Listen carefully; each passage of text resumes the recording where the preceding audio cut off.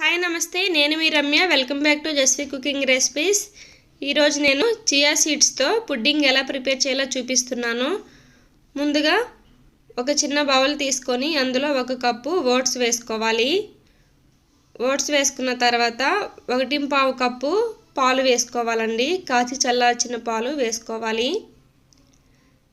తర్వాత 1 table spoon chia seeds వేసుకోవాలి. వేసుకొని వీటన్నిటిని బాగా కలుపుకోవాలి.